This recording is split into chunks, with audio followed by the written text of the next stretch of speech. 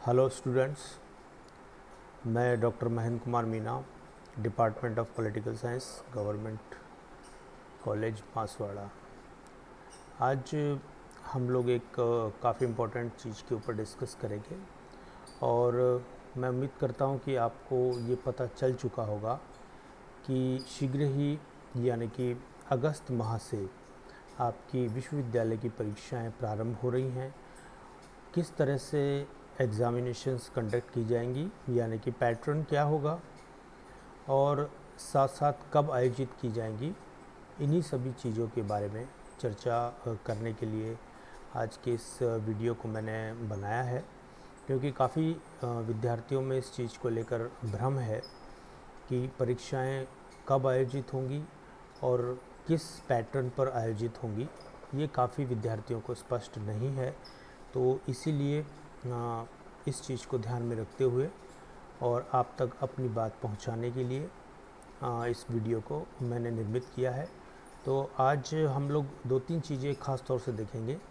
एक तो ये देखेंगे कि एग्ज़ाम्स किस ईयर के स्टूडेंट्स के लिए होने जा रही हैं, पैटर्न क्या होगा, और साथ ही साथ जो सितंबर माह में एग्ज़ाम आयोजित कराने का विश्वविद्यालय का विचार है, उसमें किन किन ईयर के विद्यार्थियों के लिए एग्ज़ाम कंडक्ट की जाएंगी, ये सभी चीज़ें आपको स्पष्ट होना आवश्यक है। और एक बड़ी महत्वपूर्ण चीज़ भी हम यहाँ पर देखेंगे, क्योंकि कोविड-19 के दौरान में काफ़ी विद्यार्थी एक दूसरे से मिल नहीं पाए, कई सारी सूचनाओं का संप्रेषण एक से दूसरे के बीच में नहीं हो पाया, काफ़ी गलतियाँ विद्यार्थियों के एग्ज़ामिनेशन फॉर्म्स भरते समय उनके द्वारा की गई हैं।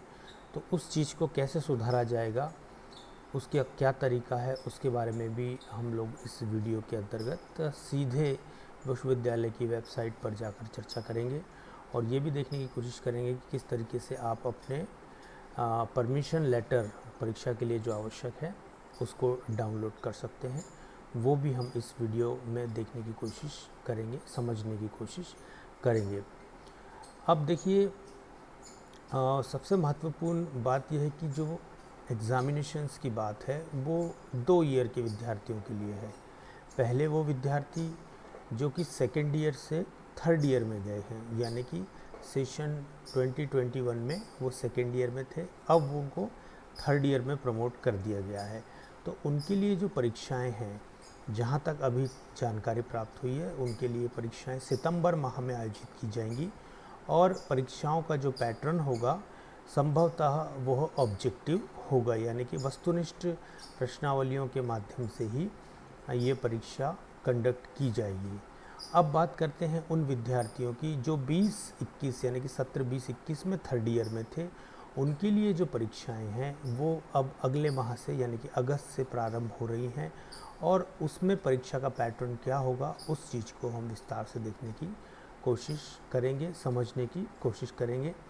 टाइम टेबल की जहाँ तक बात है वो विश्वविद्यालय की वेबसाइट के ऊपर उपलब्ध है, आसानी से आप वहाँ से डाउनलोड कर सकते हैं। किसी भी तरह के ग्रुपों में जो भ्रामक सूचनाएं प्रसारित होती हैं उस चीज़ से आपको बचना चाहिए। किसी भी ऑथेंटिक जानकारी के लिए आपको विश्वविद्यालय की वेबसाइट पर विज़िट करना चाहिए, वहाँ के हेल्पलाइन नंबर पे बात करनी चाहिए, कॉन्टैक्ट्स पे बात करनी चाहिए। सुनी सुनाई बातों के ऊपर यकीन नहीं करना चाहिए। उसके उपरांत ही आप अपनी तैयारियों को एक अंतिम रूप देंगे। तो इसके लिए आपको सही सूचना का होना बहुत आवश्यक है।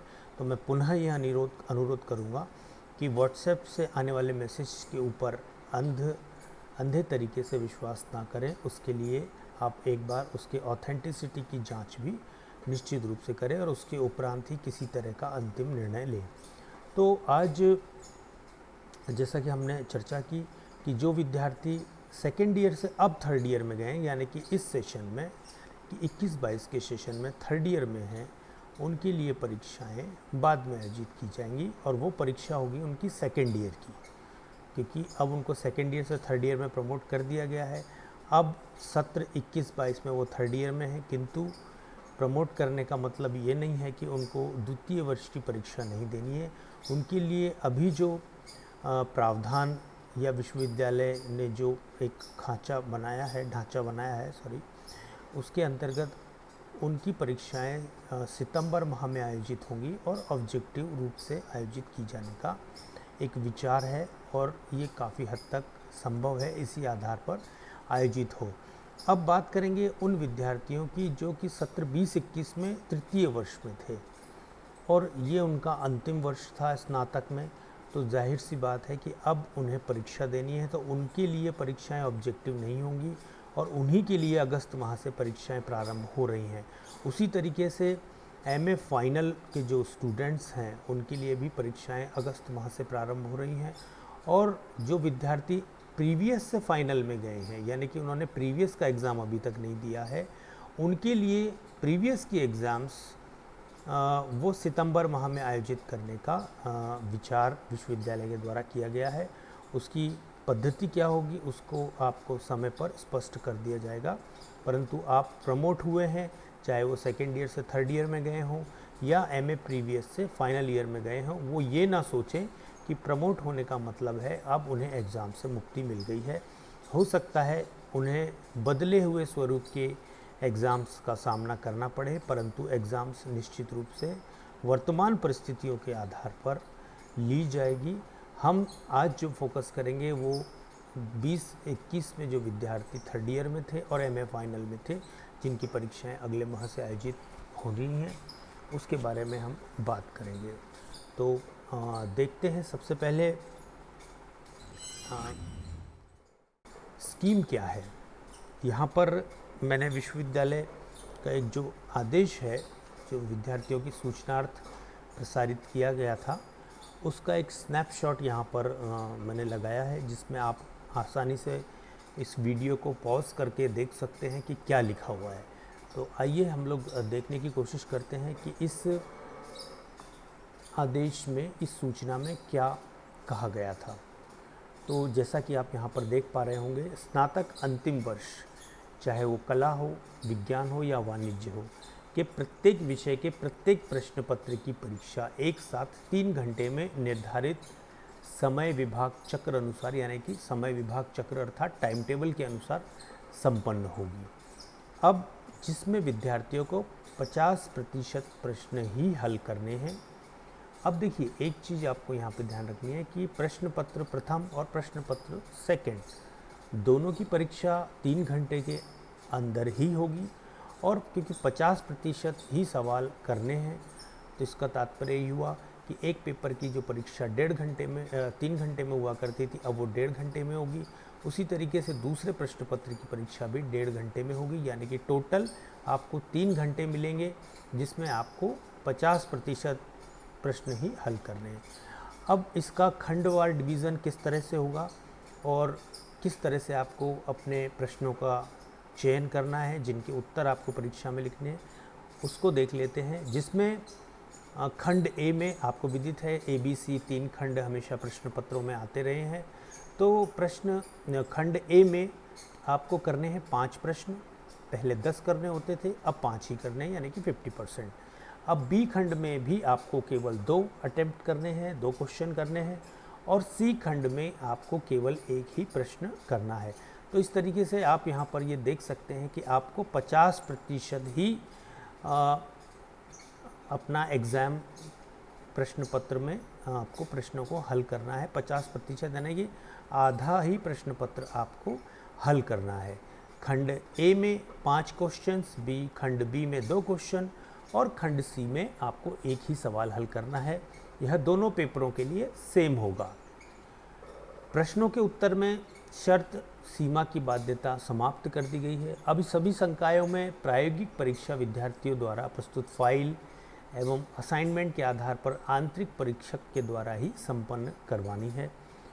अब अगले पैराग्राफ में चलते हैं जहां पर स्नातक द्वितीय वर्ष के विद्यार्थियों को अस्थायी रूप से जिन्हें तृतीय वर्ष में प्रोन्नत किया गया है यानी कि ऐसे विद्यार्थी जो कि सत्र 20-21 में द्वितीय वर्ष में थे, सेकेंड ईयर में थे और अब थर्ड ईयर में हैं, उनका अध्ययन जो है वो ऑनलाइन मोड पर प्रारंभ हो चुका है, चल भी रहा है। तो यहाँ पर विश्वविद्यालय का भी ये कहना है कि ये ऑनलाइन मोड पर अध्ययन इनका होगा। अब यहाँ पर जो सबसे इम्पॉर्टेंट चीज़ है जो आपको उन विद्यार्थियों को ध्यान रखनी है जो सेकेंड ईयर से अब थर्ड ईयर में आए हैं, यानी कि 21-22 में थर्ड ईयर में हैं।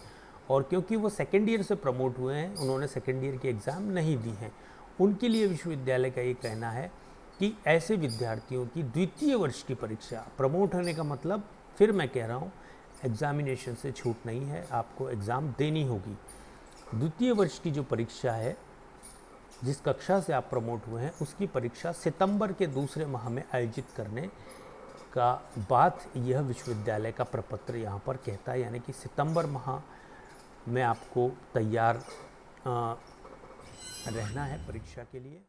तो निश्चित है कि आपको किसी भी तरीके से, यानी कि सेकेंड ईयर से थर्ड ईयर में गए विद्यार्थियों को परीक्षा से छूट नहीं दी गई है। इस चीज़ को आपको ध्यान में रखना है।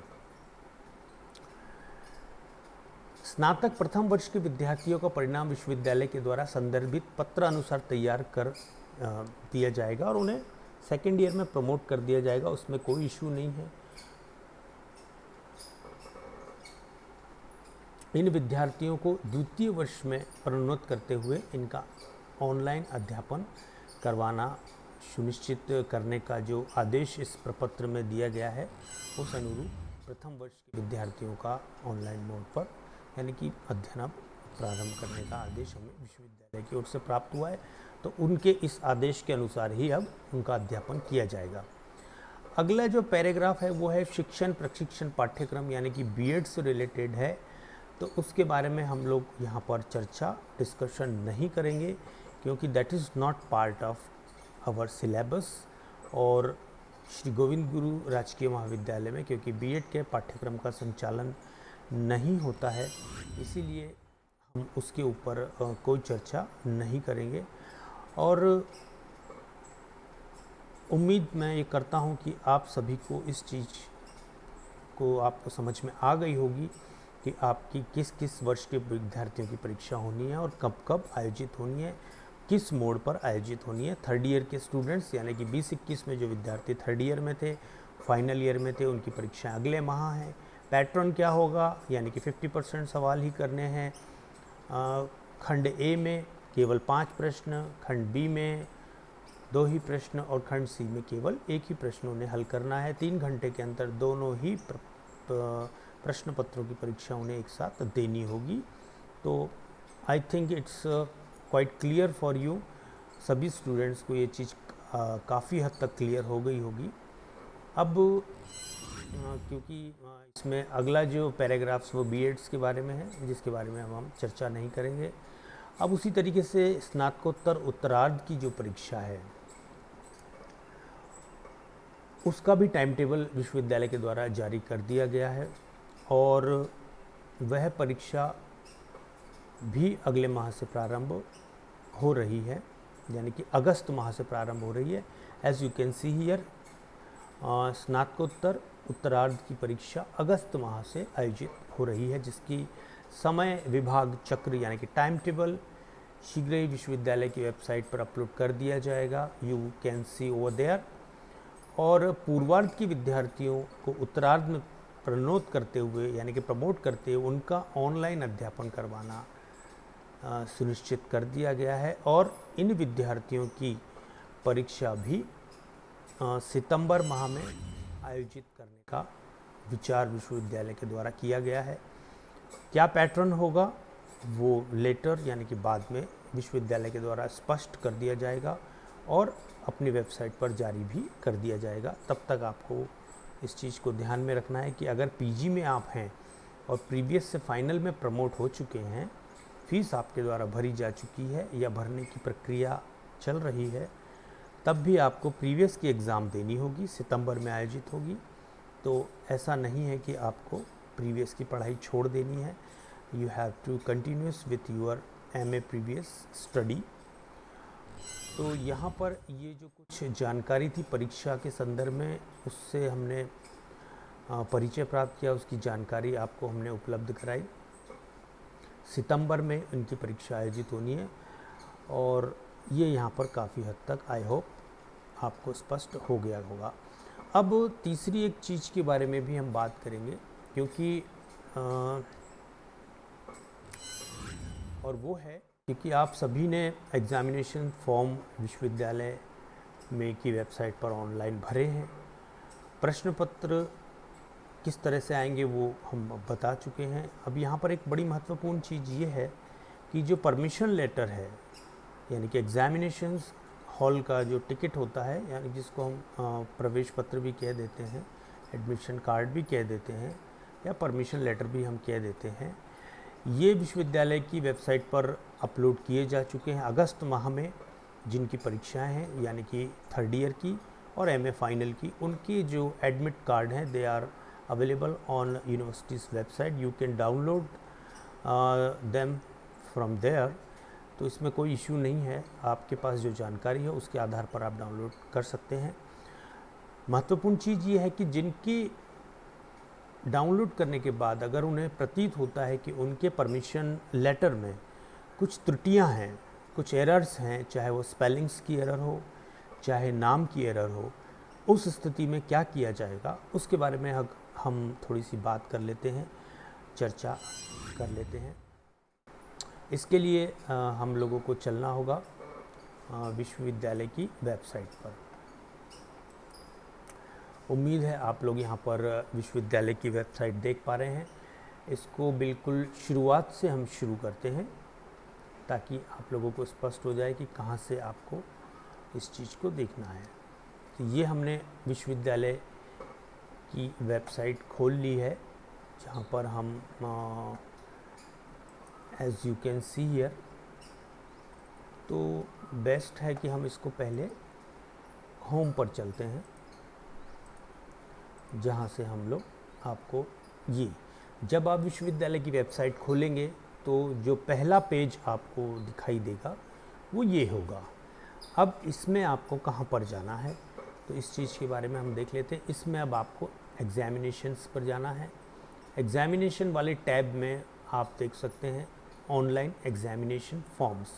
उसके बाद में एग्ज़ामिनेशंस के बारे में नोटिफिकेशन, सिलेबस, एग्ज़ामिनेशंस का टाइम टेबल, हेल्पलाइन के नंबर भी यहाँ पर हैं, फ़ीस स्ट्रक्चर के बारे में भी आपको यहाँ पर जानकारी मिल जाएगी, और साथ ही साथ जो पुराने परीक्षाओं के प्रश्न पत्र हैं वो भी यहाँ पर उपलब्ध होते हैं, वो भी आप देख सकते हैं। हम बात करेंगे एग्ज़ामिनेशन ऑनलाइन फॉर्म्स की। जब हम इस पर क्लिक करेंगे तो ये क्लिक आपको इस विंडो पर लेके जाएगा, जहाँ पर आपको कई सारे ऑप्शन देख पा रहे हैं। पहला स्टूडेंट पैनल, दूसरा है examiner panel, college panel, examiner panel, theory. इन सभी चीज़ों से आपको अभी कोई लेना देना ख़ास नहीं है। सीधे आप चलेंगे स्टूडेंट पैनल पे।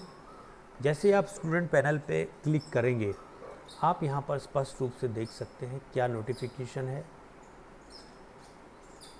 यदि आपको परमिशन लेटर में किसी भी तरीके की त्रुटि अथवा बदलाव की आवश्यकता लगती है, यानी कि कुछ आपके नाम में, आपके माता के नाम में, पिता के नाम में या कोई अन्य त्रुटि है, तो आपको उसके लिए आवेदन यहाँ पर दर्ज करना है।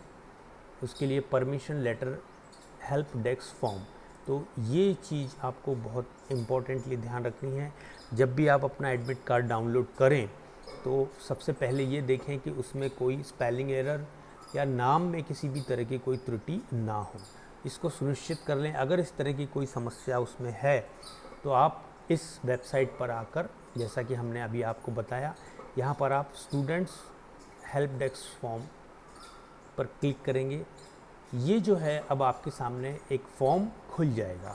इस फॉर्म के अंतर्गत अब आपको जो चाही गई जानकारी है वो भरनी है। जैसे कृपया अपने फॉर्म का नंबर उल्लेख करें, जो भी आपका नंबर हो वो आप यहाँ पर भर दें। इसके बाद में आपका यहाँ पर उदाहरण के लिए नाम भरा जा सकता है, जो भी आपका नाम हो। उसके बाद में यहाँ पर आपको अपनी जन्म तिथि सेलेक्ट करनी है, इससे आप ऊपर नीचे कर सकते हैं। इस ऑप्शन से आपको अपनी, इस तरह से आप इसको ईयर वाइज अपनी जन्म वर्ष तक ला सकते हैं, जहाँ भी आपका जन्म हुआ हो। और उसके बाद में जैसे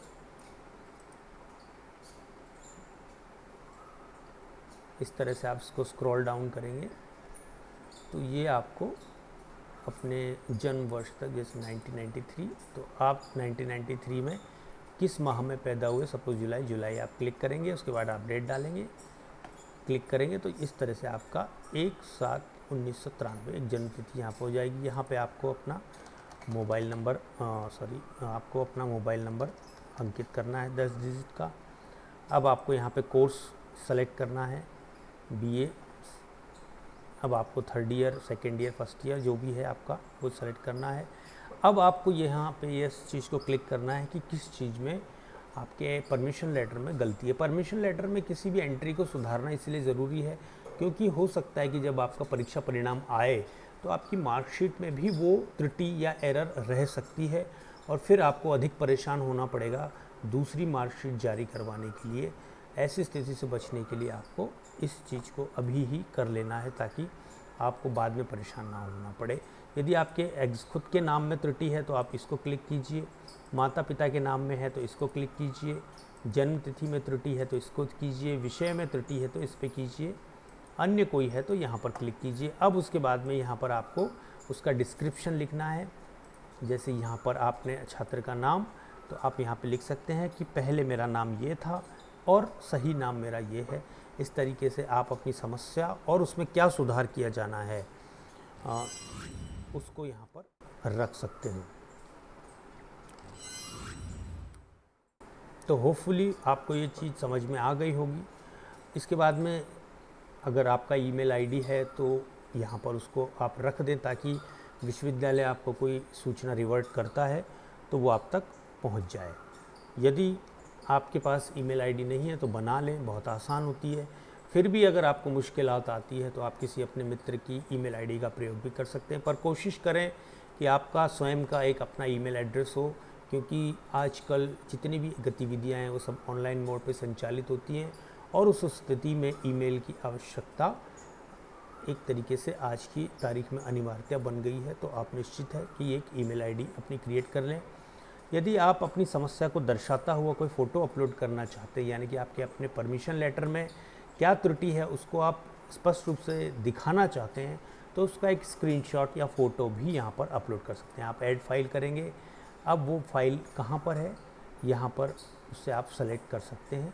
ये आपके कंप्यूटर में आपको दिखा देगा कि ये कहाँ पर है, डेस्कटॉप में, डाउनलोड किसी भी फ़ोल्डर में है वहाँ पर आप जा सकते हैं, या फिर आप सीधे उसको क्लिक करके यहाँ पे खींच के ला सकते हैं और उसके बाद में यहाँ पर अपलोड का बटन क्लिक कर सकते हैं। तो इस तरीके से आपकी जो समस्या है, जो त्रुटि है, वो विश्वविद्यालय को न केवल शब्दों में बल्कि एविडेंस यानी कि सबूत यानी कि स्क्रीनशॉट के माध्यम से भी प्राप्त हो जाएगी। तो इस फॉर्म का आप ध्यान रखें। ये फॉर्म आपको यहाँ पर मिलता है, इस पे आप स्टूडेंट हेल्प डेस्क पे क्लिक करेंगे तो ये फॉर्म आपका यहाँ पर खुल जाएगा। तो इसमें आपको अपने जो भी त्रुटि है, जो भी एरर आपके एडमिशन कार्ड में यानी कि परमिशन लेटर में आ रही है, उसके बारे में आप सुधार के लिए आवेदन कर सकते हैं। इसको अब बंद कर देते हैं हम लोग यहाँ से जी। अब अगर आपको अपना एडमिट कार्ड डाउनलोड करना है, स्टूडेंट्स लॉगिन यहाँ पर आप क्लिक करेंगे। If you have registration number and password तो आप यहाँ पर क्लिक करेंगे। एंटर योर रजिस्ट्रेशन नंबर और आपका पासवर्ड डालने के बाद में आप अपना एडमिट कार्ड यहाँ पर डाउनलोड कर पाएंगे। इसको बैक कर लेते हैं। स्टूडेंट लॉगिन गवर्नमेंट कॉलेजेस के लिए एंटर रजिस्ट्रेशन नंबर आप डालेंगे। Enter your reference number. Regular students please enter admission reference number. जो भी आपका है उसको आप यहाँ पर एंटर करेंगे तो आपसे संबंधित जो भी जानकारी है वो खुल जाएगी। अभी मेरे पास कोई भी रेफरेंस नंबर नहीं है, इसलिए हम लोग इस पर लॉगिन नहीं कर पा रहे हैं। पेमेंट स्टेटस की जानकारी भी आप यहाँ से ले सकते हैं। फॉर्म नंबर आप यहाँ पर ऐड करेंगे तो आपके भुगतान की जानकारी यहाँ पर आपके सामने आ जाएगी। इसके अलावा स्टूडेंट इन्फॉर्मेशन अगर आप क्लिक करते हैं तो यहाँ पर आप अपना नाम, यहाँ पर अपने पिता का नाम और डेट ऑफ बर्थ डालने के बाद में आपकी स्टूडेंट आईडी, पेमेंट स्टेटस, ये तमाम सारी जानकारियाँ यहाँ पर आप देख पाएंगे। पुनः यहाँ पर आप देख सकते हैं, ये फिर से यहाँ पे लिखा हुआ है कि किसी तरीके की अगर त्रुटि आपके परमिशन कार्ड में आपको देखने को मिलती है तो you can go to the correction form by clicking this student help desk form. तो इसके बाद ये डाउनलोड वाली टैब है, इसमें भी आप कुछ चीज़ें डाउनलोड कर सकते हैं। तो होपफुली आपको ये सारी चीज़ें समझ में आई होंगी। इसके अलावा यूनिवर्सिटी की साइट पे सिलेबस, पाठ्यक्रम क्या है, वो सब भी आपको उपलब्ध हो जाता है, तो वो भी आप वहाँ से डाउनलोड कर सकते हैं और इस तरह से अपने परीक्षाओं का तैयारी प्रारंभ कर सकते हैं। होपफुली आपको ये सब चीज़ें समझ में आई होंगी। इसके अतिरिक्त भी यदि आपका कोई प्रश्न हो तो निश्चित रूप से आप महाविद्यालय आकर संपर्क कर सकते हैं। यदि कुछ विद्यार्थी ऐसे हैं जिनके पास फ़ीस भरने से संबंधित मैसेज नहीं आए हैं या फिर उनका नाम प्रमोटेड की लिस्ट में नहीं आ रहा है और उन्होंने विश्वविद्यालय का परीक्षा फॉर्म भरा था, तो वो कमरा संख्या 1 में आकर शंकर लाल जी यादव से संपर्क कर सकते हैं। परंतु ध्यान रहे कि ऐसे विद्यार्थी जिन्होंने विश्वविद्यालय का परीक्षा फॉर्म नहीं भरा है उनको प्रमोट नहीं किया जा सकता, क्योंकि उन्होंने एग्ज़ाम फॉर्म नहीं भरा था। परंतु यदि आपने एग्ज़ाम फॉर्म भरा है, उसके बावजूद आपका नाम प्रमोशन लिस्ट में नहीं है या फ़ीस भरने से संबंधित आपको मैसेज नहीं आया है, नहीं प्राप्त हुआ है, तो आप महाविद्यालय के हिंदी विभाग के प्रोफेसर मनोज जी पंड्या, उनसे संपर्क कर सकते हैं। वो एडमिशन प्रभारी हैं, वो आपको समुचित जानकारी इस संदर्भ में उपलब्ध करा पाएंगे। आप महाविद्यालय आके उसके बारे में पूछताछ कर सकते हैं कि आपका नाम क्यों नहीं है, या आपके पास अगर मैसेज नहीं आया है तो आपको प्रमोट किया गया है अथवा नहीं किया गया है, क्या स्थिति है। इन सब चीज़ों की जानकारी भी आप महाविद्यालय में संपर्क करके प्राप्त कर सकते हैं। तो उम्मीद है आज का वीडियो आपको परीक्षा के दृष्टिकोण से काफ़ी हेल्पफुल रहा होगा, और फिर भी सवाल हैं तो महाविद्यालय आपकी सेवा में हमेशा मौजूद है। आप कभी भी आकर अपने प्रश्नों का समाधान या कोई भी पूछताछ आपको जो आवश्यक लगती है वो कर सकते हैं। साथ ही विश्वविद्यालय की वेबसाइट पर भी आप हेल्प डेस्क के नंबर पर कांटेक्ट करके वहाँ भी संबंधित जानकारी प्राप्त कर सकते हैं, चाहे वो परीक्षा से संदर्भ में हो या अन्य कोई आपकी जानकारी हो जो विश्वविद्यालय से संबंधित हो। तो वहाँ पर आप उनके कॉन्टैक्ट नंबर्स पे फ़ोन करके सभी जानकारियाँ ले सकते हैं। तो वीडियो में बने रहने के लिए बहुत बहुत धन्यवाद, और मिलते हैं जल्दी ही कुछ और बिंदुओं के साथ में। तब तक आपका दिन शुभ हो। Thank you very much.